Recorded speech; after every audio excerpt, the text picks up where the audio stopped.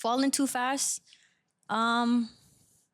it's possible. I think it's possible for dumb people. I feel... Oh, yeah. This is how we starting off. Okay. Cool. Nah, let's do it.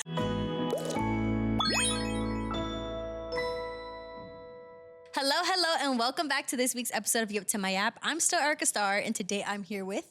Amadou. And today we are talking about love and relationships and all the happy things that that come with it, all the things you learn about yourself along the way. Because last time we were here, we were both very single, and and the dating pool stressed us out, and we hated it, and you guys loved us hating it. So we hope you love us loving it. So the first thing I want to get into, I guess I feel like you have a story about this, and I definitely have my own, is about the idea of falling too soon in a relationship. So I want you to go first, because whatever I got to say is some nonsense. Nah. This is very important, because I feel like everybody goes through this. Mm-hmm. I think this is like one of the big conflicts that like we go through when we're making decisions about like who we want to date. Mm-hmm. So I can say for me, like now I'm at a point where I don't necessarily think you can sort of like fall too soon, because you feel things when you feel things. Mm-hmm. I think where things can get tricky is when you start feeling things, you forget some of the logical decision that you should be making to make sure that this person is actually safe to move forward with. Okay. Right. I think sometimes like we see somebody, it's like, okay, they're cute. Okay. They're funny. Okay. I love the conversation. Mm-hmm. And then we throw caution to the wind. Yeah. We free ball, and you can't operate like that, right? Like you sort of have to continue to vet the person, because you know you like them, but you don't really know anything about them yet. Mm-hmm. You don't know what they've been through. You don't know what their traumas are, what their triggers are, what they're battling and stuff like that. And all of that is going to show up like when you guys start to have more of an interaction with each other. Mm-hmm. So now like I'm really at a point where like whenever I feel something, I allow myself to feel what I feel, but as a person who like 100% moves quickly, quote unquote, mm-hmm. I have to mentally just remind myself, okay, you know how you feel, but like what information do you have about the person to back that up? You know what I mean? Mm-hmm. Like, is this a safe decision? And I think for me, like just compared to the past, like what I would often do is, I can't remember if we mentioned this last time, but like I would fall for people in like 2 weeks. Yeah. 2 weeks. I'd be locked in, you know? Yeah. And unfortunately, the issue with that is the time that should have been used in dating to like learn real things about the person, because I locked in so fast, I'm learning all the things I don't like about them while I'm already like in a relationship, mm-hmm. right? And to a certain degree, like that's going to happen anyway. You will still find out things about your partner while you're in a relationship, but that's why the dating process can actually be helpful, you know, because you can start to see, okay, like, you know, this is what makes the person angry. This is what they don't handle well. And you can just make an educated decision. Like, do I really want to deal with that? Yeah. And if the answer is no, get them out of here. And, you know, you just leave it at that. So, yeah, that's where I'm at with it. I think it's okay to have like emotions whenever they come. Mm-hmm. You just have to remember to like not let your heart take complete control and still keep up that vetting process. Yeah. I mean, I'd like to believe that I don't fall too fast, but my current situation would say otherwise, because like, I feel like other people 100% would say that I move too fast in my current relationship, just from not even like where we are now, but just from the day we met to the day that we became official. Mm-hmm. Everyone's like, whoa, that was quick, you know? Fast. And yes, it was quick, but it didn't feel quick. I feel like there was enough conversation in between our first conversation, the day we ended up together, and between, you know, meeting and saying I love you to me. You know, like not to everyone else. Right. Yeah, but it was enough for me. I think I've dated enough to know how much I need to know before moving forward. I know, like in the same way you mentioned, like finding out someone else's triggers, I think I found out enough of my own to know like, okay, I don't think that you could ever push these buttons in a way that would make me want to leave you, kind of thing. And to give context, because I didn't tell you this. It's all right. My boyfriend and I, we had started just having platonic conversation, lasted a month, met for the first time, and then we were together officially a little less than a month after that. That's how real it is. Yep. And And I said, we both said I love you the day after making it official. Wow. Yeah. Hey, it was mutual. Yeah, it was definitely mutual, but it was quick. It was so quick, and I don't think, for me, I don't think that was bad because none of it felt rushed. None of it felt like, it didn't feel like I was saying it because I was scared of him leaving. It didn't feel like he was saying it because he, wanted to get more out of me in whatever which way. It was just more like, nope, like we've been feeling this for a minute, which is crazy considering how long we'd known each other. But we already felt like it was like, why haven't we said it yet? Like we've already had too many close calls about like, I feel like I should say this right now, but I'm not gonna, because what if it kills the mood or whatever? So falling too fast, it's possible. I think it's possible for dumb people. I feel.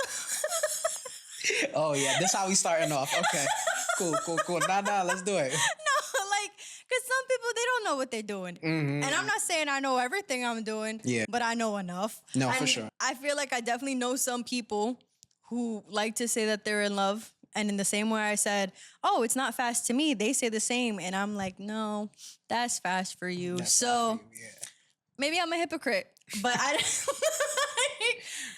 I don't think, I think like a month's time is faster for some people than others. Yeah. Like in whatever bubble, world, reality, universe they live in, like it just moves different for different people. No, for sure. Yeah. And I think another thing that like sort of factors into it too, it's like one difference that you mentioned was like the experience that you have, right? So it's not like this is your first rodeo. You know what I mean? Like you've had other experiences before this. So you know what you probably should have asked sooner in the past that now you can ask out the gate, off rip, because I could just relate. My current partner, that was one thing with her. Literally the day that she agreed to say that, yes, I want to date you. We're gonna, make this exclusive and move forward.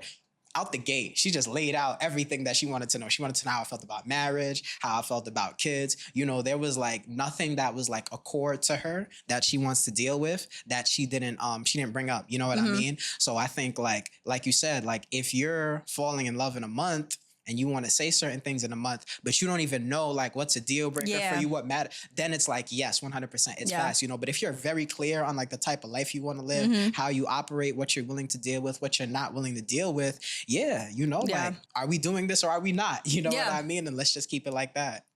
And it all has to do with the type of person, because the type of person that you are, because I always say with me, like you hear the way I speak. You talk to me for 5 minutes. I'm going to give you a whole bunch of information that you didn't ask for. So like when I'm in a relationship, I'm just spitting everything out. I might say, this is what I feel about marriage. This is what I feel about kids. And you didn't ask me. And maybe I don't want to marry you and don't want to have kids with you. But now you know how I feel about it. Even to just friends, anyone, like this is all information that's just out there. And I think for me with my partner, it's more a thing of like, well, how much are you listening? Because then I'm going to be pissed if you ask me, how do you feel about this? And it's like, well, I told you. And one thing I know is that I'm tired of people not listening to me. So if you're not listening the first time, I don't want this.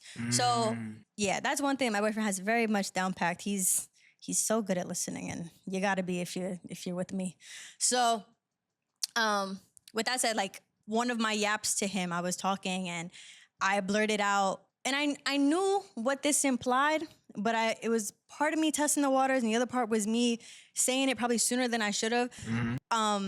We were at my house, and he was washing his hair, and we both have super curly hair.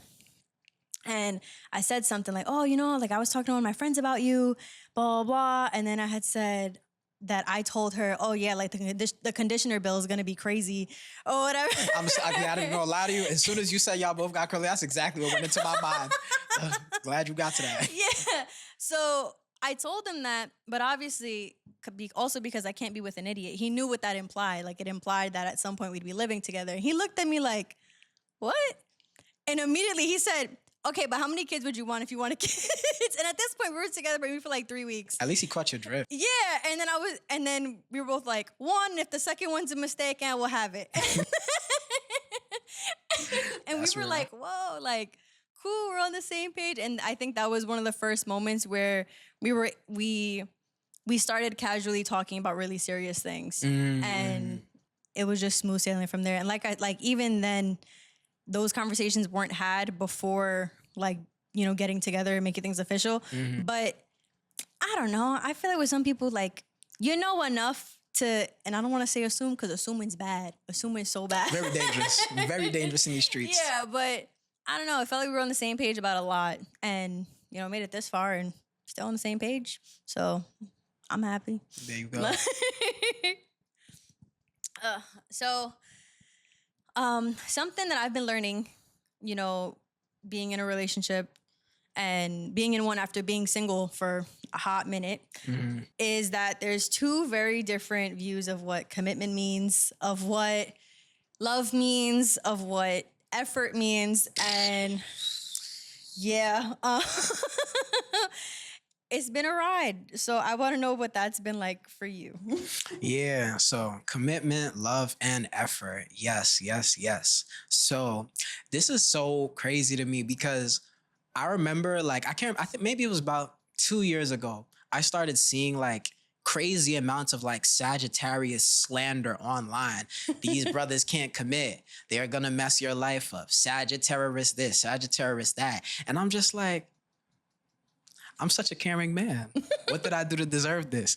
And when I really started looking at how people perceive commitment and how quickly they can get into it sometimes, I realized oh shoot, I really do take my time, before I'm comfortable, really being committed, I sort of operate in a certain type of way. And part of this is personality and part of it is upbringing. But I think, at least for me, it's important to always, at the very least, respect yourself enough and value your life enough to be able to walk away from anything at any time.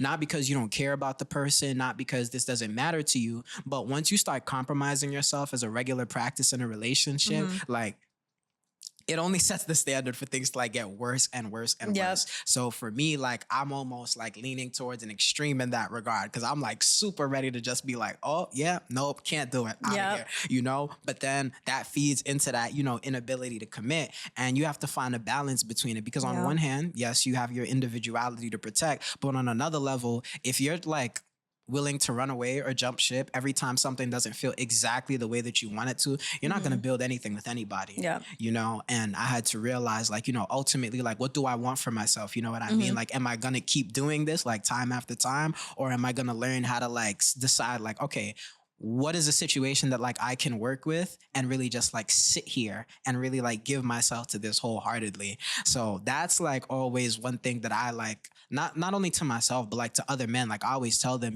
don't run from commitment. Don't run from commitment, because even if it doesn't necessarily go the way that you want, commitment can teach you things about yourself, and it'll highlight the reasons why you run away oftentimes, and I think particularly, when you get into a lot of how hyper masculine, sometimes men can present, we always want to talk about how strong we are, how tough we are. We can face anything. We can handle anything. As soon as a commitment comes our way, none of it shows up. You know what I mean? So I realized too, it's almost hypocritical sometimes that we present that way, but we're not willing to undergo that challenge of working through stuff on an internal or a socio-emotional level. So that's been a challenge for me that I've had to continuously push myself through. When I have a moment where I feel okay, this feels uncomfortable. I don't like this. Why did she say that? I'm okay, breathe. You know what I mean? Can we work through it, or is this a deal breaker? And oftentimes what I've found, especially you said, if you know who you're dealing with,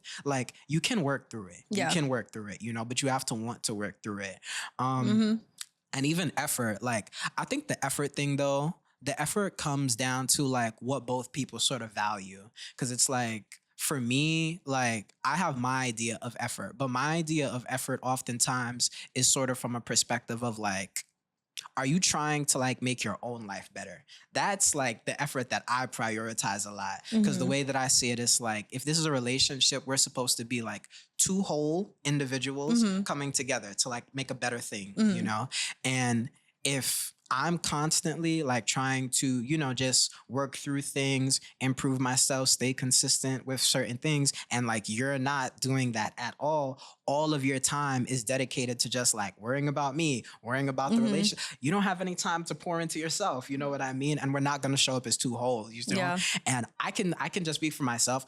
Codependence is not a fun thing to deal with. It is not a fun thing to deal with. So I realized one way that sort of I have to make sure I avoid avoid that is just making sure that like when I'm still doing that, even when I do find myself catching strong feelings for somebody, but also too, just like making sure that they know that I also Yeah, I was gonna say that. I'm like, 'cause that's a really specific thing. yeah, like they also know that like that's kind of how I roll. You know what I mean? And honestly, it brings me like a great amount of joy to like see you doing things for yourself that like match the version of yourself that you want to be. You know, that's always been something that's important to me, but I'm learning more and more like how important it really is. Cause I think in the beginning, like when I first started dating, like I would just let everything fly. I'm like, you said you were going to do something a year ago. It's been 2 years. You haven't even touched it. It's okay. You have more time. Like, I love you, you know, take as long as you need. And then you kind of get to a point where you like, if you really Get your shit realistic, together. get your shit together. You take it too long. You know, you take it too long. And, you know, but you have to be honest about it. Because I think sometimes we hold stuff like that in, you know, because we don't want to make the other person feel uncomfortable. We don't want to come off as harsh and stuff like that. But like, it's in your heart. It's in your heart. So it's going to build up regardless. You know what I mean? And I think like, that's just a culture you have to build up more. Like just saying how you feel about things from jump. Yeah, because like the way that I see it is like commitment, the way that you view commitment and the way that you view effort has to be very clearly communicated between, you know, yourself and your partner, because I think that that is something that in my own relationship, I didn't think would ever be an issue. I'm like, effort is effort. Like I have, you know, a man who wants to treat me nicely and amazingly, and that's great. And I want to treat him great, and we're both going to be great, and everything's going to be great. And it's like, we have two very different versions of great. Like, we recently got into it, and it was like the most loving argument ever, because it was me saying, I don't feel like I'm doing enough for you. Yeah. Because for me, you know, it comes down to love languages, because it's like the way that I like to be loved is the way that I'm going to love you until you show me otherwise or tell me otherwise. So I'm an active service person, and I try to tell him like, what do you need? Like, tell me, like, what would make you happy if I did or whatever. And he's so simple. He's like, I don't need anything. I'm fine. And, you know, and I want to go out of my way to cook. I'm like, but what's your favorite meal? Or like, what are your favorite snacks? Or is there anything, like maybe I'm going out for lunch and he's still at the house. And I'm like, oh, like, what can I get while I'm out that you might really want? Is there like a certain candy you really like? Like, I'm all about food. Clearly, all my examples are food. But like, you know, even if he needs me to do something or to make his life easier, he's like, just be you. I like you here, and I love you. And I'm just like, oh, that's amazing, but no. Like, I need something concrete. I need more. Like, I don't think I'm doing enough. And then it doesn't help when, you know, he doesn't say enough of what he needs and what he wants, and then all I do is talk about what I need and what I want. Like, I could be sitting on the couch and I'd be like, it'd be so nice if I had a blanket of this specific material that, like, it held me like this, and he will go, you know, across whatever oceans and deserts to find that blanket. But it's like, you know, I know he's willing to put in that effort, and I'm also someone who talks a lot and says what, you know, my wants and needs are all the time. So now I have someone who doesn't do that at all, because he's happy with what he has. And he, in his head, he's like, well, whatever I want, I have to work for it. Like, why am I telling you? Why would I tell you if I, you know? And then he knows the type of person I am. Like, I posted something. He was like, oh, like, where was this picture? It was like of some like ceramic plate. And I was like, oh, it's in Florida. Why? And he had said like that it looked cool and he would have wanted to buy it. I said, do you want it? Because I was like, I'm ready to buy it right now. I'm like, that is the first time he has said in forever, like, I like that specific thing. He was like, no, like, I just wanted to browse the site of, you know, wherever that was from, because there might be something else in my life. I was like, fuck. That wasn't in. Like, I'm always looking for ways to do stuff for him.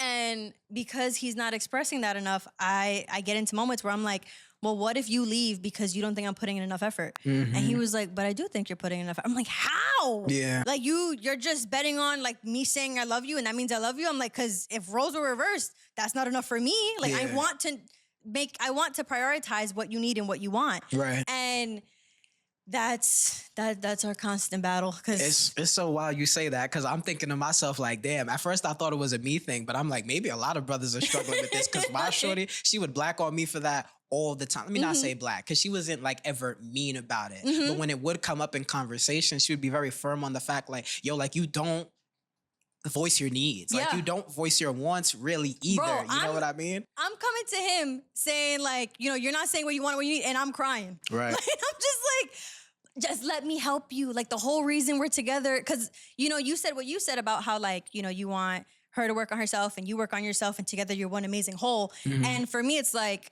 that's also a thing where, you know, I want him to do his best and I want to do my best. But it's like, whenever I have the little time, you know, when I have extra to pour, I need somewhere to put it and I want to give it to you. But like, if not, you know, I guess my dog gets it, you know, like, but I want to do more. And it's just so hard when I don't know what to give. And like, it's not even a matter of like, oh, like you don't know your partner enough, because I've had like friends tell me like, well, you don't know what he wants. And I'm like, no, but it's not within the scope of like how big I want to do something. Like I'm a very big giver. So like, if you say you have a like favorite artist, and I get us concert tickets, they're not going to be fucking nosebleed seats. They're going to be the best seats. But I'm also responsible, and I'm not spending a ton of money if I don't know for sure. Like I need the energy, the effort, and the exaggeration on your end, because I just want to be sure that I'm putting my money and like in the that's right sort of place. your confirmation that it's worth it, right? You know, and I realized like that was like that's a big thing for me, and I'm still learning to like get better at it, because once again, like she's giving me that critique, and I had to realize like, oh, like part of being socialized like as a man is not about what you want. Like it's about what you have to offer to other people, you know, how hard can you work, you know, how much can you provide, like just like what's your contribution, what are people getting out of you essentially. And I think sometimes that puts a lot of us in a position when we do finally meet somebody who's like interested in actually reciprocating, we're like, oh my God, like I've never thought about what I want before, I've never thought about what my needs are, you know. And it can become a difficult thing, you know, because I also too, I don't think it's like about not knowing your partner, because it's like we should all know by now, hopefully, human beings are not capable of reading minds. You can know a person's patterns, you know what I mean? You can become more comfortable in terms of like sometimes predicting a person's behavior, but no one can be 100% sure of what another person's thinking at any time. That's where the communication comes in, right? So for, you know, us to be at a point where we can just say, oh, like I like this type of sneaker, or, you know, I like this type of show experience, you know, or I like watching this cartoon. It's a comfort show for me. You know, little things like that where you just like give an aspect of your personality that your girl can pick up with. And so, oh, like now I'm getting a better picture of who my boyfriend is. You know what I mean? Because I feel like it'd be such an incomplete picture we give sometimes. Like we play the provision role really well. So it's like, y'all know we care about y'all, but we never really show y'all how to fully care for us, you know? And it's like a constant back and forth of like trying to figure that out, you know? And I think it's because a lot of us are just underdeveloped in that area. Like we really don't know how to advocate for what we want and what we need. So honestly, sometimes it'll be just, you know, meeting your girl for the first time and realizing that she cares. That's when you start really thinking about what do I want to receive and how do I want to be loved, you know? And I think we have to definitely get in the habit of doing that more. Even me, like I'll have moments sometimes where I do the same exact thing. I would always tell my girl like, oh, like you don't really need to get me anything because everything I want, I get it for myself. That's the purpose. But then I said to myself, I'm like, when she voices what she wants, like I pick up on it immediately. And I'm literally you got a notes app full of things that she loves.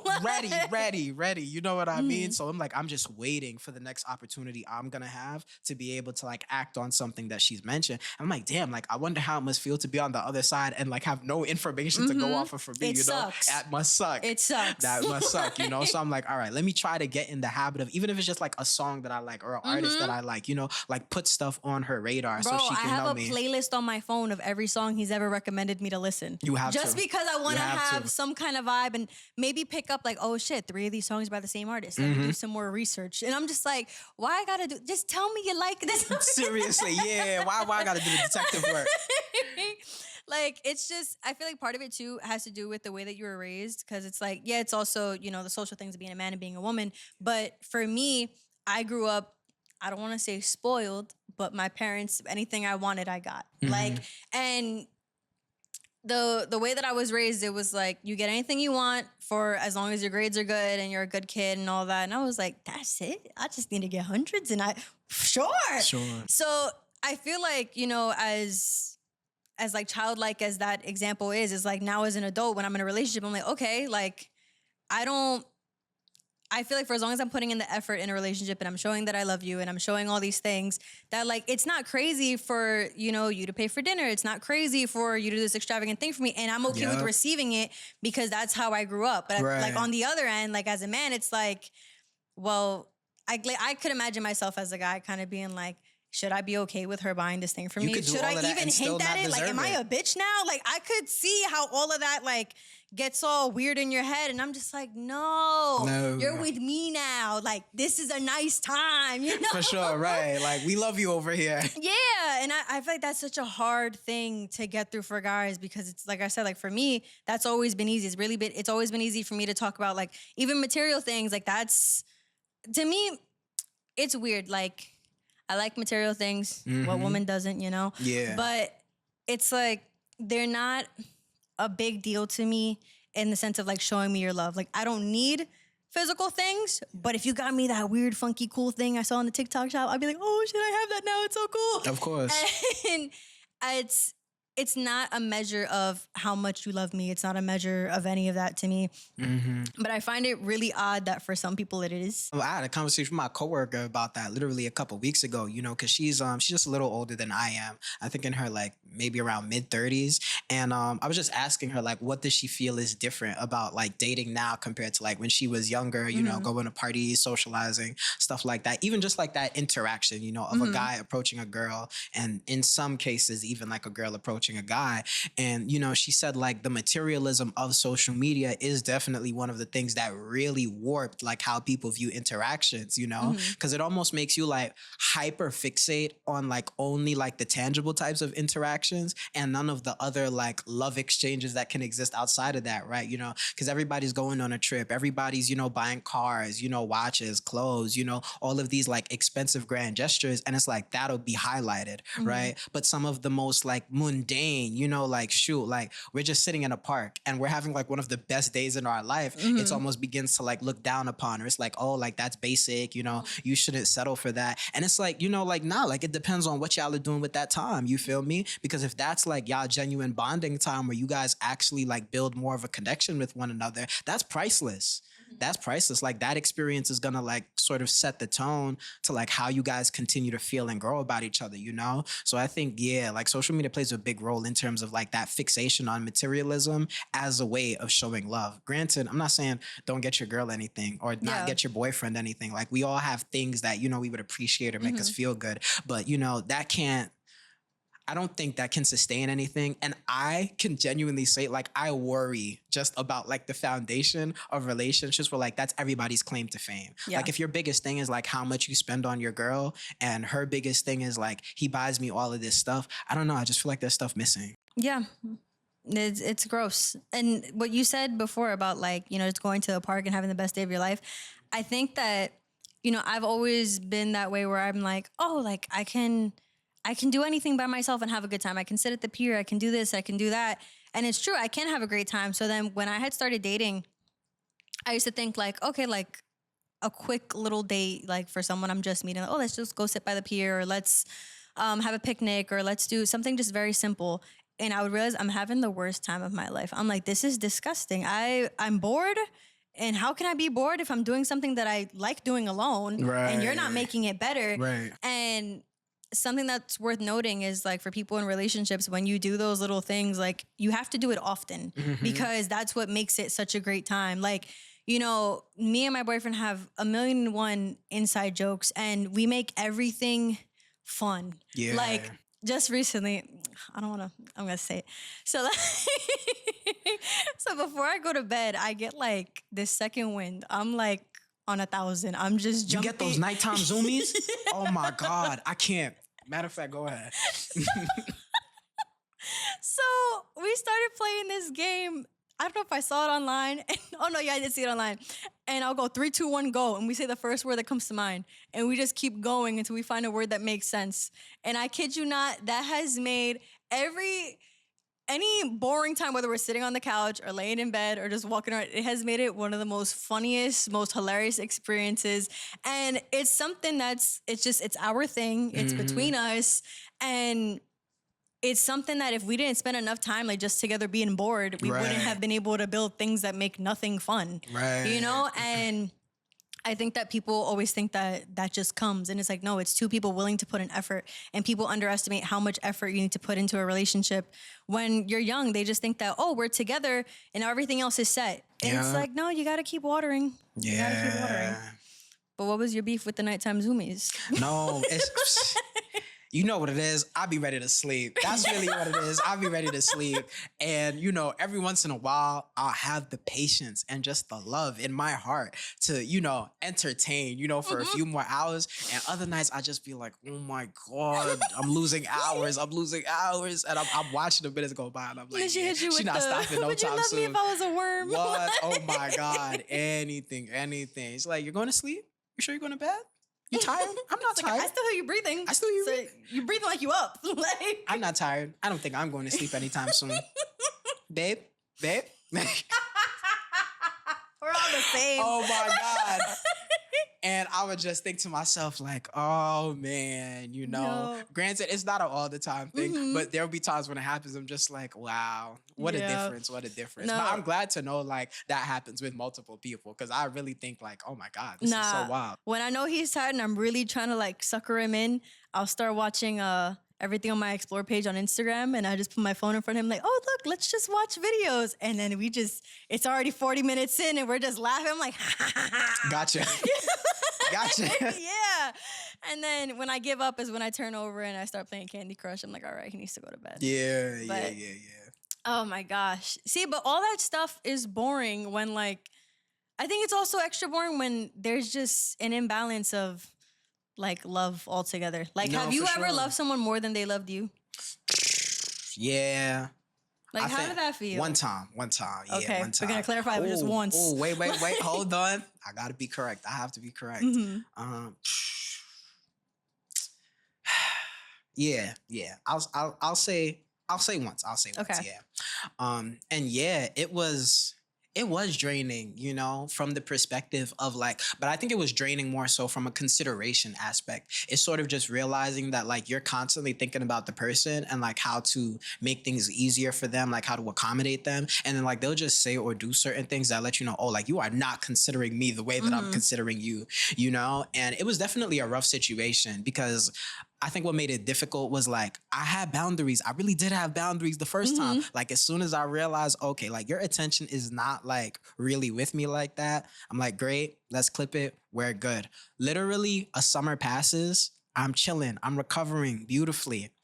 Literally the first day of the fall semester when we come back to school, who runs up behind me? That same girl. And it was just like, oh my God. Like I already knew it was about to be bullshit, right? You know when you can sort of feel bullshit approaching you? I felt bullshit approaching me. But I'm trying to be like, okay, you know, we have to give people chances. Maybe they've grown, you know, maybe they've learned. Man, I got done worse the second time than the first time. And I'm like, that's 2 for your mistakes, boy. And I was like, yeah, I can't continue to deal with that. But yeah, like it is sort of that imbalance of love, you know, because you'll be trying to fill up those moments because you genuinely feel a desire to just be with that person, even if y'all are not doing anything, you know, and they'll be like, you know, like sort of like, all right, like we're done for today. And just be like, oof. Yeah. We're done for today. We're done for today. Granted, they didn't say that, you know, but you could feel it in the air. You could feel it in the air. Yeah. And I think that was like the one time. And it was really just because like, one, it was like my first like time feeling that level of intense emotion. So I'm like, I really want to like give it the best that I can. But like, it gets to a certain point where, yeah, you just realize like the person isn't considering you as much as you're considering them. And you can only ride that so far before it just starts to feel like constantly painful. And it's like, I don't think anybody should subject themselves to that. Yeah, it is a gross feeling because that happened to me when I was 19. It's a similar situation where like we broke up and it was already a bad breakup. And then I want to say, so this was around like 2019. When we were together, we had like promised each other that we would see 2023 Toy Story 3 together. And me being a bozo hit him up around the time Toy Story 3 came out. Like not learning my lesson the first time. We were broken up and I was like, hey, like you want to see Toy Story 3? And he was like, yeah. But he said he was already planning on seeing it with his sister, obviously, because he was single and my brain obviously fucking wasn't. And I was like, oh, and he was like, oh, but you can come with us. I was like, okay, sure. And his sister isn't much younger than us. Like maybe like, I think she got to be like 2 years younger than us. Okay. So I was like, okay, cool, whatever. So we go and I make sure I look nice because I'm going to a movie with my ex and I'm still stuck on him. So duh, gotta come correct. you know? And then we're at the movies and then his sister's taking pictures of us. Dude's hugging me like we're together. And I'm like, okay, nice, And then he takes a video on his phone back when the dog filters on Snapchat were still a thing. And then he takes a video, selfie video, and then he kisses me. And then he posts it. No. He took the video on my phone and he told me to post it. He was like, you could post it. And I'm like, huh? Criminal. So my dumb ass posted it. Yep. And then my friend hit me up and she was like, you guys back together? So at this point, we're already out the movie. And I look at my phone and we're walking on the Williamsburg Bridge and I don't say a word. I just take my phone and I turn it to him because I don't want to make a scene in front of his sister and like be weird. And he looks at me and he was just like, tell her, yeah.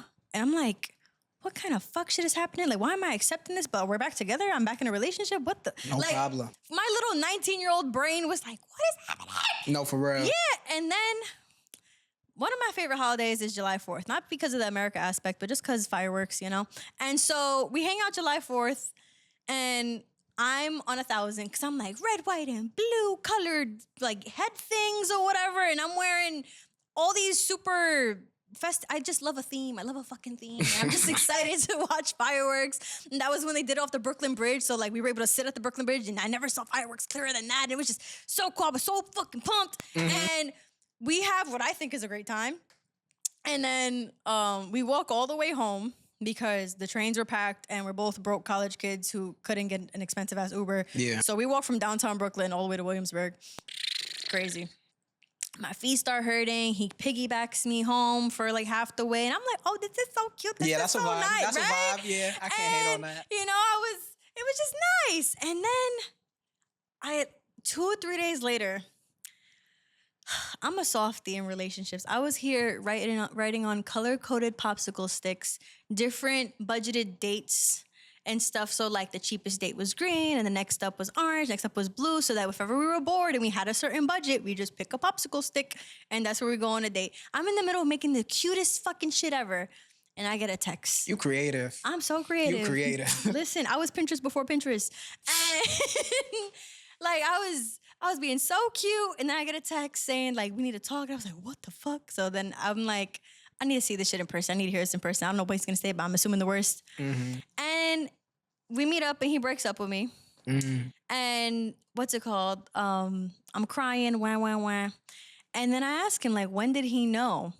He said on the 4th of July, because he saw that I was more into, like, everything than he was. Wow. And I'm like, ow, that hurt. Yeah. Like, I had Polaroid pictures from that day, like, of us taking, like, cute ones in the street and stuff. That was, like, a serious memory for you. Yeah, like, for me, like, I was like, oh, like, we're coming back. Like, this is part 2. It's working. It's going. Because I was still even iffy, like, from when he initially said, like, we were back together when we saw the movie. So I was like, woo. And then he said, then I was like, ah. So that one took me a hot minute to bounce back from. That one, I was like, it was the first time someone ever broke up with me. So my ego, dead. Yeah. I was just like, who am I? What if I'm ugly? I hate when a motherfucker makes me think I'm ugly. I've said this before. I just hate it. Like, because I'm not. But he made me think that, and I was like, oh, like I just wanted to. Yeah. But he's already said sorry and all that. Like, we're fine. It's fine.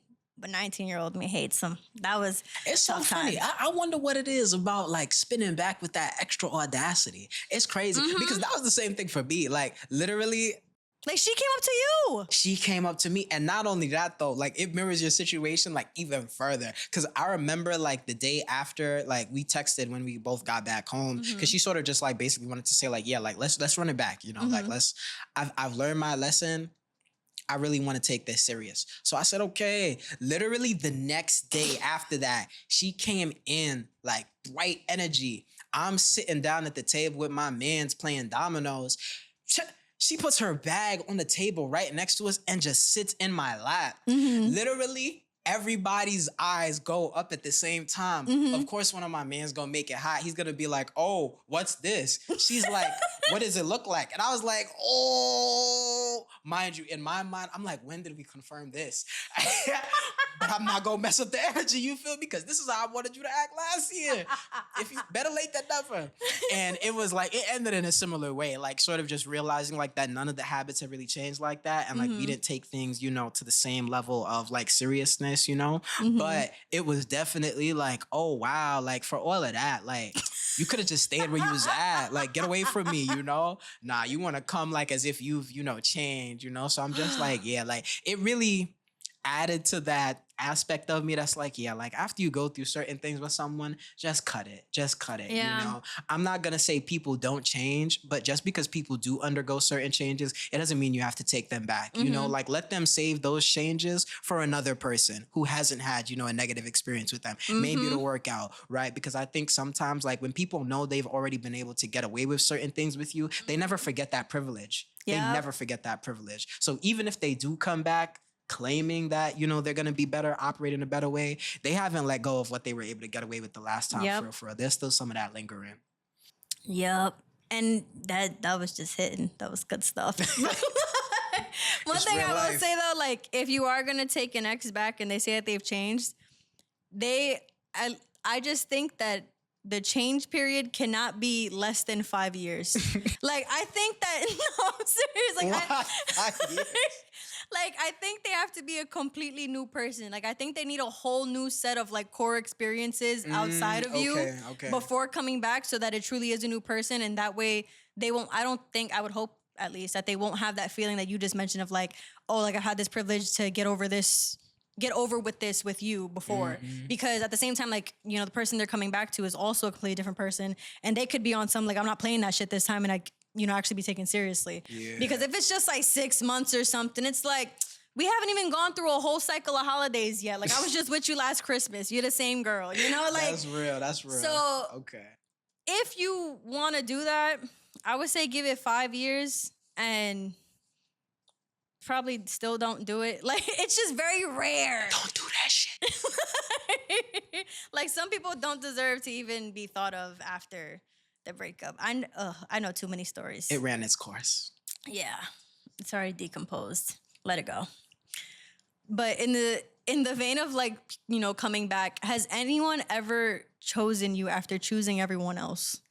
That's a good one. Eesh. Like, have you ever had that experience of being like second best or like? Yeah, well, literally, that was that same first experience. Oh. Literally, like that summer where like we parted ways right at the end of spring, it was because like another guy came into the picture and like I could just see like the energy between them. And I'm like, yeah, this right here, disgusting. I can't do it. It taught me something about myself though. I'm like, oh, like I cannot not be a woman's priority. I don't know what you call that, but that definitely taught me, yeah, like it has to be me at the top. I can't go for second, third, none of that, nah, because I was hurt by that. And I'm like, look, if it's gonna be energy shared between both of us, just give all of it to him. Leave me out the equation altogether. But yeah, like that experience was like the first and only time. Anytime after that, like it was a mutual understanding that like we both wanted each other and we didn't want anybody else. So I can only say I've been through that one time. Yeah, it sucks being someone's, it's almost like their safety school. Yeah. Where they're just like, like when I want to be serious or when I want to, you know, get it together, like I could just go back to her. I could just go back to him. Like I, you know what was funny? One time I found that I was that for a guy who I didn't even like want. Like, and I was like, wait, what? Like he had asked me to go out to lunch and I'm just like, okay, cool. Like lunch, like I'm just getting lunch with a friend or whatever. We had been a thing like years before, but like that was already gone and done with. I'm like, okay, like it's not weird for us to hang out. Yeah. So I'm like, okay, cool, lunch, whatever. And then he starts telling me like, you know, like I've been with, you know, like recently at that time, like, I've been with like tens and dimes and like talking about all these pretty girls and stuff. I'm like, okay, cool. Like, cause he's getting somewhere with that, but I don't know where he's getting. And then he, you know, when he finishes his thing, he's saying like, you know, I've been with all these beautiful women, blah, blah, blah. And then he says, but like when I talk to them, it's like talking to a wall. And then he hits me with but with you. And already I'm like, what are you trying to say here? He's like, but with you, like, you know, like you're so interesting, you got all this personality, blah, blah. And pretty much saying that like I'm better than all these girls, yada, yada, yada. He would want to pursue something with me. And I'm looking at him. I'm like, first off, I already knew I didn't want anything with the guy, but like, he didn't understand that he was implying that I wasn't a 10, that I wasn't a dime, that I wasn't all these things. Insane work. It's like, oh, like, they're beautiful with no brains, but you got a personality, but, you know, you like a sex. Like, that's crazy. Literally. That was wild to me. So to find that I was somebody's, like, safety thing, and I'm like, I wasn't even feeling you like that, was insane. But, like, I can't imagine that. And I bring up that one because if I were to bring up the other situation that I was a safety option, I'm still too embarrassed to that one.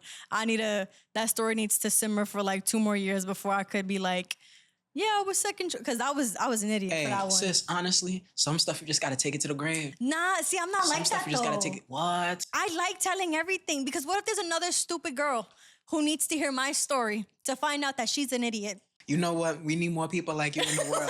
That's what it comes down to. Yeah, nah. I think some. Well, actually, you know what? Yeah, I can't say that because I share a lot with people too. Yeah, no, I've gone through so much nonsense that, like, my friends come to me because they're going through now something that I went through 3 years ago and told them 3 years ago, and they're like, you know what? I'm calling you because I know you understand. And I'm like, part of me is like, I understand because I was a fucking idiot, but like, I'm glad I'm here. Like, you're welcome. And like that cautionary tale. Yeah, because it's like, if I didn't exist and they didn't have any other friends who experienced what I experienced, they'd be like, well, who am I going to tell? Or like, someone's going to judge. Everyone knows I don't judge because I've been stupid. I've been so dumb. But we're better now. You got to be dumb to get smart. Gotta learn. Okay. Here's a question, because you mentioned your ego earlier. Now that you're in a relationship, has there ever been moments in your relationship that your ego has gotten in the way? My ego has gotten in the way. Ooh. Thank you for asking me this. I've been waiting to chat on this for a little minute. But yes. So I remember, I think earlier on in our interactions, I'm not gonna like go into like every single thing that happened, but long story short, we had to talk about our views of romance. Basically, I'm over here like providing like acts of service left and right, you know, trying to just be available like 24/7, you know, make sure she's covered. And one night we had gone out on a date that I'd planned for us, and she was like, "You forgot something." And I'm like, "Forgot something?" Like, I just gave you one of the most fire dates we've been on since meeting each other. What you mean I forgot something? And come to find out, you know what she was talking about? She was talking about flowers. Flowers. I had mentioned flowers months ago, and I never bought them for her. And I'm like, oh. And no funny, like that night, I was like, yo, what the hell? And once I made it past the point of just being like, flabbergasted, I said to myself, you know what? This is what's been on the person's mind. Like, this is what's been on the person's heart. And as much as I could like personalize it and be like, oh my God, why aren't you focusing on this? Why aren't you focusing on that? If that's what they like, that's what they like, right? And I think I bring that up because I think sometimes like one habit I've noticed, like just in men, I say that in myself, I say that in other brothers, is like we make executive decisions about what is important and what is objectively not important. And we sort of take it upon ourselves to decide like what she should be satisfied with. And like, you can't make that decision for another person. You cannot decide for someone what they should be satisfied with. If you naturally do things that satisfy them, great. But sometimes you're going to meet someone and they are going to like want to experience things or want to do things that are new to you, you know, and you're going to, in your love of the person, have to like actively take it upon yourself to say, okay, how can I show up for you in the ways that like matter to you, right? And put that ego trip of like, oh, like, why is that important to you? Like, why does that matter? You know, and just be like, no, like, fuck why? This is what matters, you know? And are you going to work with that? Or do you just not care enough or not feel like it's necessary? And I feel like that was one moment where like I personally had to definitely like just check my ego, because I'm like she's never done that to me. Like she's never taken something that like I'm interested or something I care about and be like why would you want that? Or like why do you care about that? Right? So like where do I get off sort of saying like, oh, like that's what you wanted? Like that's why you're a little sad, you know? Like come on, you know what I mean? So I think that's been like a really really just overall like constant, you know, ego checking experience to just remember that like, yes, I'm her boyfriend, but I'm not like the executive decision maker on what matters and what doesn't matter in life. Yeah. We both have things that matter to us based on our personal experiences, preferences, et cetera, et cetera. And instead of, you know, trying to like dumb down or like just, you know, water down the stuff people care about because you don't think it's important, just meet people where they at and be like, okay, like how can I grow to do that? Because honestly, I think it stems from a moment of feeling like, oh my God, like I'm supposed to be so good at providing for her, and realizing like, I'm not on top of my job, you know? I think that's what like hits a lot of the time, you know, because you think you're doing great. You're like, you're paying for the dates, you know, you're doing this, you're doing that. And it's like, yeah, but that might not actually be what matters most to somebody, right? And it doesn't mean you're a bad person. It doesn't mean she doesn't love you. It just means there's something that, you know, actually impacts her more than whatever you thought. Yeah. And once you make it past that initial, like, yeah, like ego bruise of like, damn, like I didn't hit the mark with that one. It opens you up to sort of just being like, who am I working with? And like, how can I really cater my experience to her specifically? Yeah. And I think more men like need to be in the practice of doing that and sort of just like detaching from the objective logic. I'm not even going to say logic because it's not even fully logic. It's objective logic. It's like, it's what you think matters. It's how I think that you one's think the world should subjective, be. no? Oh, subjective. You're so right. You're Okay. so right. Subjective knowledge, you know? So it's sort of just like, it doesn't matter to you and that's okay. But if it matters to her, it's not a problem for you to like put the ego to the side and just learn how to do it. Another version of that I see and I've noticed in some of my guy friends is using the excuse of like, that's just the way I am. Yo. Like when it comes to certain things. Oof. And I was talking to my boyfriend about this because me and my boyfriend gossip. And I was just like, I don't like that my friend said that. Like my friend was talking about this girl that he's talking to, and he was just saying how he explained to her that certain ways that he reacts, certain things that he says, like it's just the way that he is. And they're at the beginning of the relationship, and I just didn't want to be too much. But the way that I see it is like, well, if you're planning on caring for this someone for a prolonged period of time, all those things that are just the way you are what you're willing to work on to make things work. Because if just the way you are becomes an issue, right? Like clearly if you're using that excuse, it's just the way I am, it's because you know that it's different than what's accepted and it's different than what's, you know, considerate to other people's feelings or considerate to, you know, what other people may think and stuff. And I didn't know how to say it in the moment, but I realized that when you care enough about someone, that's part of like the consideration, that's part of the effort, and that's part of just the love altogether, that it's like, no, like you should be willing. And it's not changing who you are. Yeah. Because it's just, honestly, you are changing who you are, but you're changing the shitty parts. No, for real. Like, yo, I'm not gonna lie. That be the discernment right there. Because I get like, sometimes people do take it that exact same avenue. They're like, oh, like I don't want to change myself for anybody. And it's like, wait. What are we talking about changing? You feel me? Are they telling you to stop eating this food that they like? Or are they telling you to stop cursing people out every time you get slightly irritated? Like there's a difference between the two changes. You know, like don't try to make it like, yeah, you know, and I think sometimes people try to like essentially just make it like they're the same thing. And it's like, no. There's a difference between someone acknowledging things that they would want you to work on so that you can care for them better versus like them attacking like core aspects of like who you are and like what makes you a complete person, you know? It's stuff that you need to work on anyway. You just now have to be face to face with someone who's actively expecting you to do so and is not willing to just let you get away with, you know, giving an excuse for being like that, you know? How many dates minimum do you think is necessary per month to keep a happy relationship? And by dates, I mean like legit dates, like you get ready for one another and go somewhere. That's a good one. Disclaimer, this economy is terrible. Let me just put that out there. This economy is crazy. Now, with that being said, we can be creative. Every date that a person gets ready for does not have to be like an intense expenditure, you know, by any means. So I think for me personally, like just what works between me and my partner right now is definitely like at least two, per month, you know. At one point we were trying to make it like a once a week thing, but then we got to a point where we just realized like, all right, one, this isn't sustainable, and two, it's not even fully necessary, you know, because we have other moments where it's like we'll be seeing each other and like we enjoy that quality time, you know, like we could be working out, you know, we could be on a train ride together, you know what I mean, and we'll still be like enjoying each other's time. So granted, it's not a date. I don't want to hear anything from these, oh, you shouldn't accept that, warriors. I'm just saying these are times that like we've been doing something that wasn't necessarily considered a date, but we still enjoyed the quality time together. Yeah. But nonetheless, like, and it also too depends on your partner, you know, because some people really do like that experience of just like getting ready, knowing that they have something like to look forward to like that. Yeah. It really does something for them on the inside, right? And if you know that like your partner really prioritizes that or really values that, you might need to do it a little more. But like right now, I'm at a point, like twice a month definitely works for us. And if we ever have times where more can be done and we really have something that we both want to do, we'll up it. You know what I mean? Yeah. But like for the most part, two is enough. Two is enough. I think what happens too often though is like people will feel like just because they don't want to go on dates or like they don't want to spend on dates, that they can neglect the quality time aspect. And it's like, if you can't make it to go on a date, that's fine. Actively talk about other ways you can show up for the person. You know what I mean? So they just understand it's like, oh, like it's not he doesn't value me.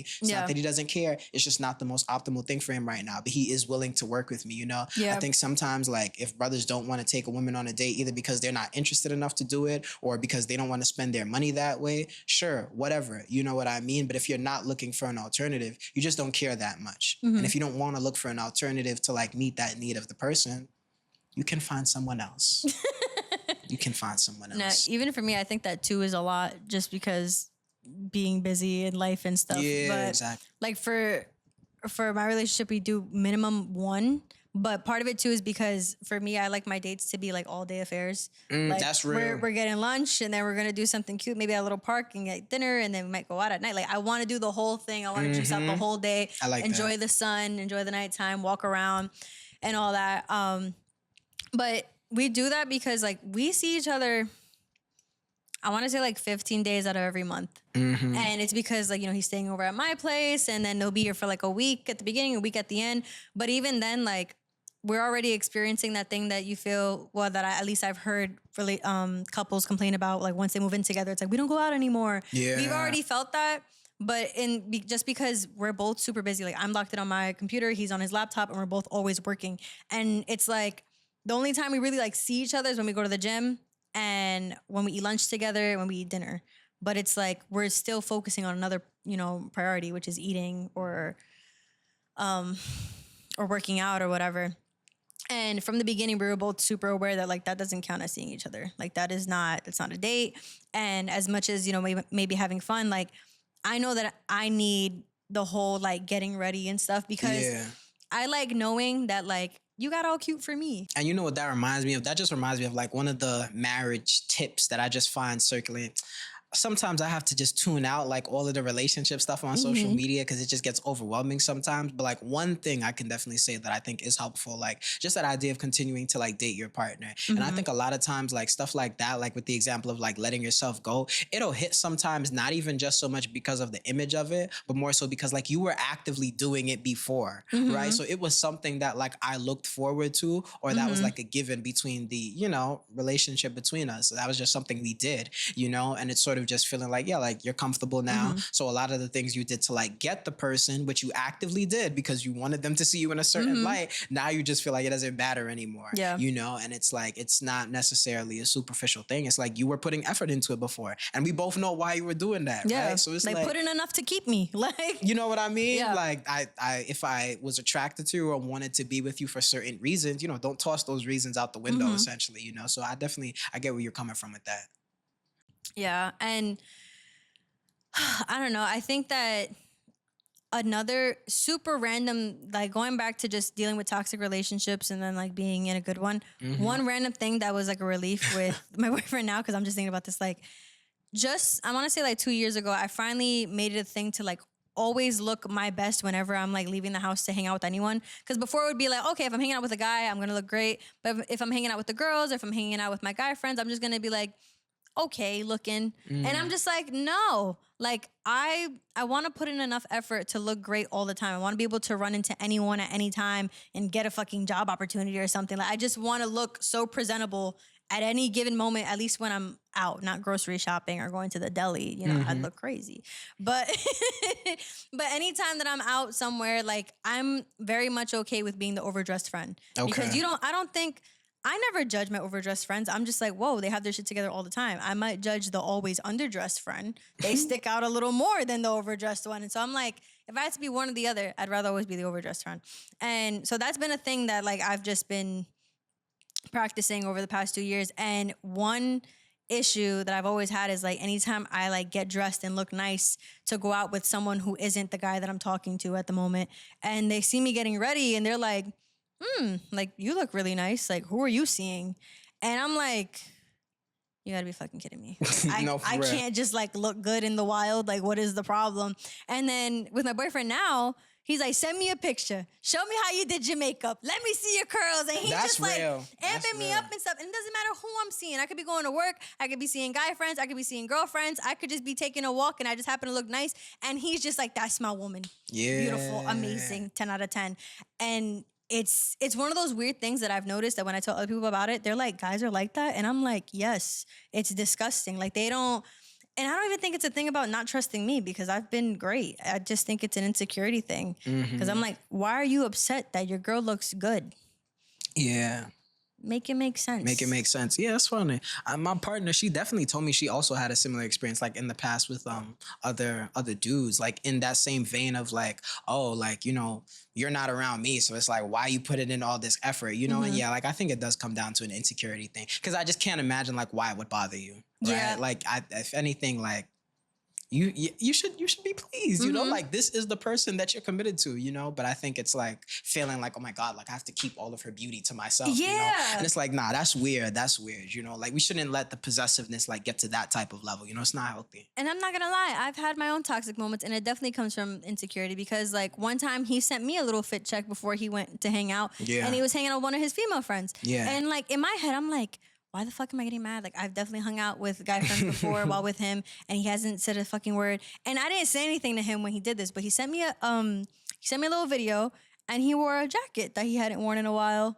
Like he hadn't worn it for as long as we'd been dating. He was just like, oh, I haven't worn this jacket in forever. Like I want to see if you like it. I'm like, so why did you decide to wear it today? Yeah. Like, what? Do you care if she sees it? Do you want to look new for her? Like, in my head, I was just like, but this is my first like healthy relationship in a while, and I was like, it's fine. It's like I had to have my own woosah moment with myself, Of course. and I was just like, it's fine. Like he looks nice. It's a cute jacket. I'm gonna tell him that it looks nice on him, and I'm gonna go on with my day. But it definitely comes from insecurity. Like I was just definitely like feeling like, who the fuck you looking good for? No, But for then real.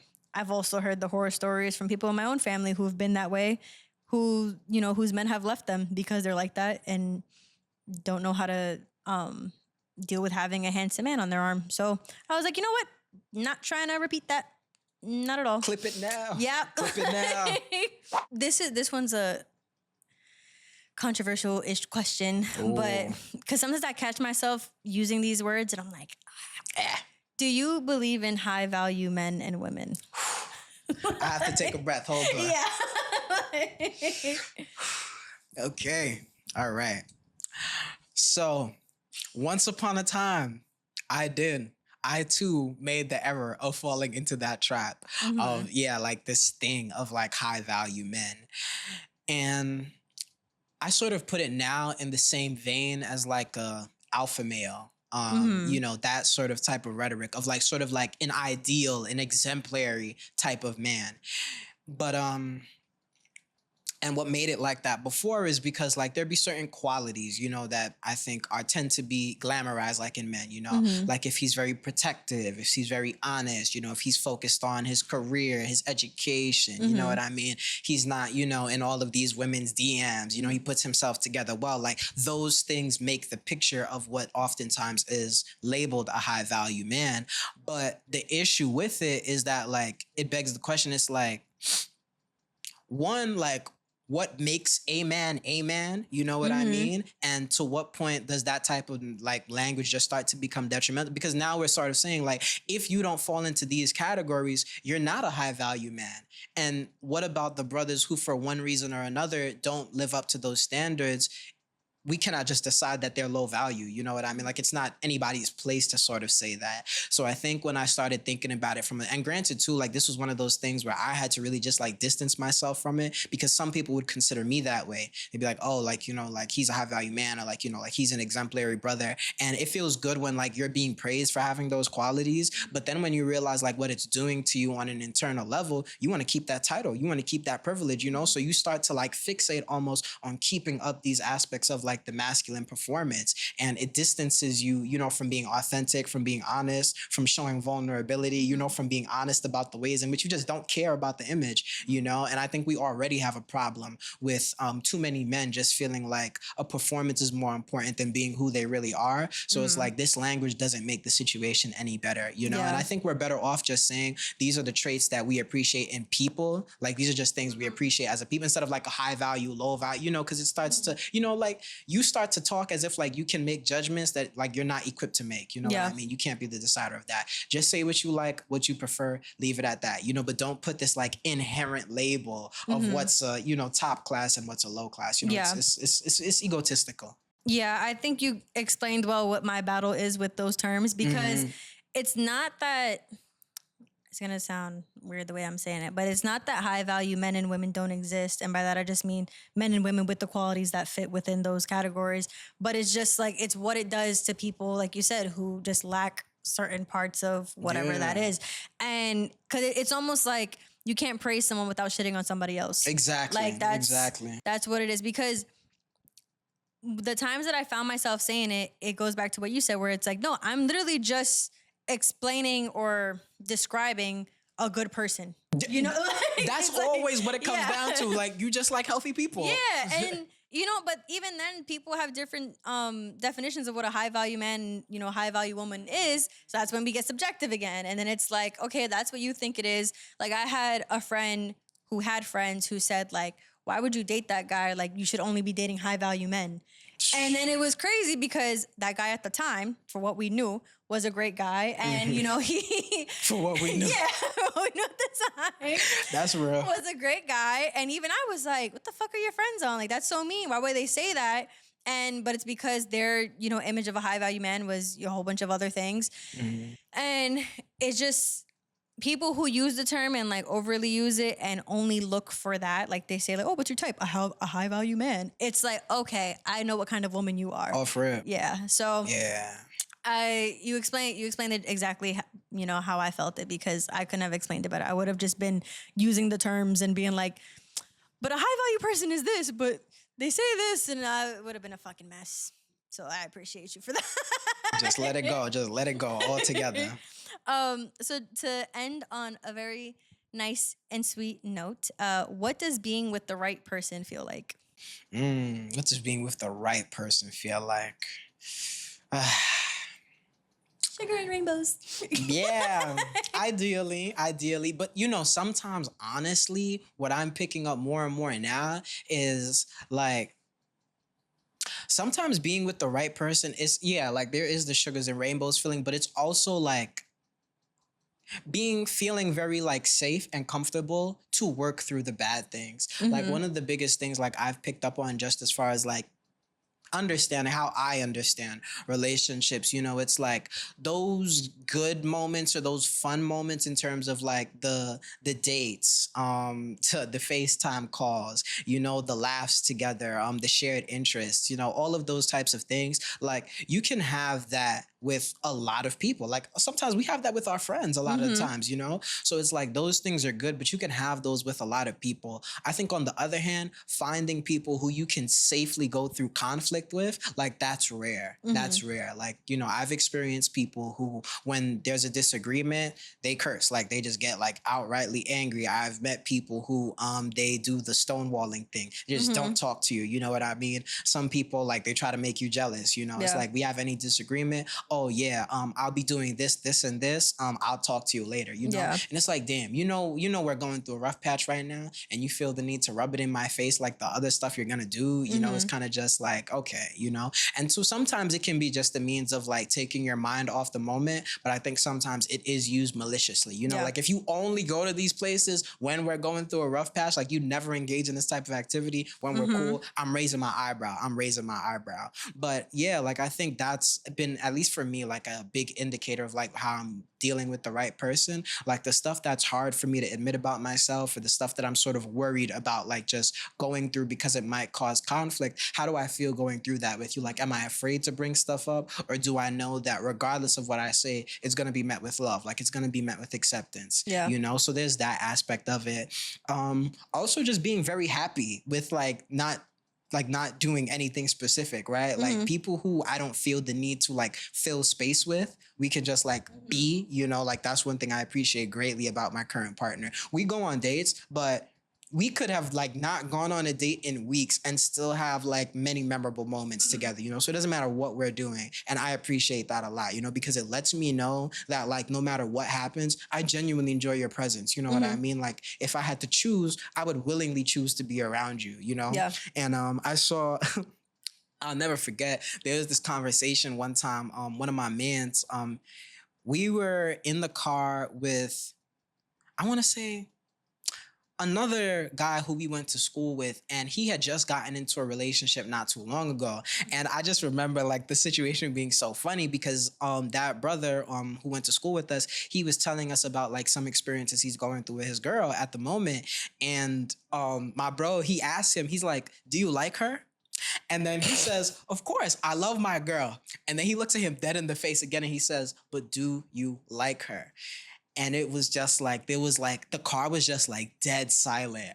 And I felt like everybody was just reckoning with like how many like women they may have interacted with that they didn't genuinely like as like people. You know what I mean? Like they were pretty, you know what I mean? They might have had some things about them that made us like attracted to them. But as far as like their base level personality, like do you really get like genuine joy being around this person? And I just realized like, yeah, like some people are in partnerships, relationships with people that they don't like.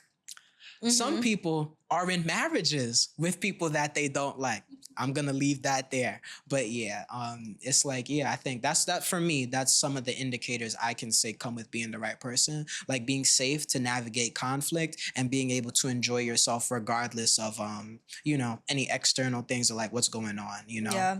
And what you said about liking people reminds me of this thing that I saw where it said like, if someone said like, oh my God, you're just like your partner, would you be offended?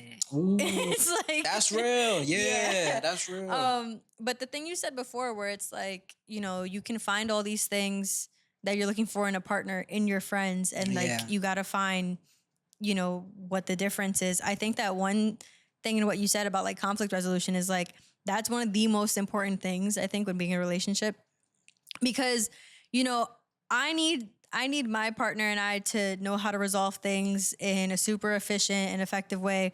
But like, if my friend is the stonewalling type, I don't care if they don't message me for 4 days. If that's what they got to do to get over whatever bullshit argument we just had, that's fine. I'll talk to you in 4 days. It probably would have been 4 days anyways, even if we didn't get into an argument. Right. And that's fine. But there are just certain things that you're not willing to deal with your partner. And one thing you said about like being in a relationship, I forget what you said, but what it reminded me of is just the fact that people underestimate how much your partner sees of you or in you. Yeah. Both. Because you're eventually going to be with this person all the time. There are going to be parts of you that are really ugly or that are really embarrassing or parts that like you don't even want to show yourself or you don't want to admit to. And they're going to see all of it. Like it's what you said about like safety and being comfortable. Yes. Like it's not something you can explain because you don't know when these parts of you are going to show up, but you're 100%. Around them enough that it is inevitable that they are going to see these parts of you or that they're going to trigger that part of you, or it's parts of you that you only experience when you're alone at night and you're, you know, stuck in your thoughts because now, you know, those anxious zoomies that you get in your head, now you're going to turn over and say, oh my God, that's what I'm thinking, you know, or, you know, your ugly sides are just going to show and you're going to lash out maybe, or just, things that you wouldn't expect are going to happen. And you learn yourself through being with someone.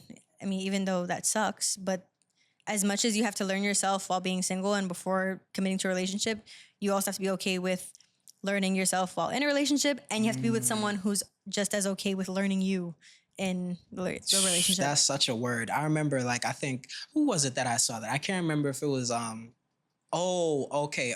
It was Bell Hooks. Yeah. She had a quote where she basically said, like, rarely are any of us ever healed in isolation. And I think when it comes to like the topic of healing these days, like that's always like the big thing. Like to heal, you need to like be away from everybody. You need to be like in this peaceful Zen state, no distractions, no interruptions. But the truth is, like, that's only a portion of the battle. Like some of the healing that we need to do, a lot of times, like, you just need to go through stuff with people, like you need to get more comfortable sitting in front of people and working through these aspects of yourself, So I think, yeah, there's healing that you do by yourself, but there's also a lot of healing that just has to be done on an interpersonal level. So yeah, you can't run away from the shit that shows up when you start making real connections. Yeah. And it's like when people go through traumatic things and they keep telling a story over and over, and they realize that once they tell the story and they can get through without crying, or they can get through without like, choking up, that they're like, okay, like, I think I'm finally okay. But you wouldn't know that until you told the story for the first time and realized you just broke down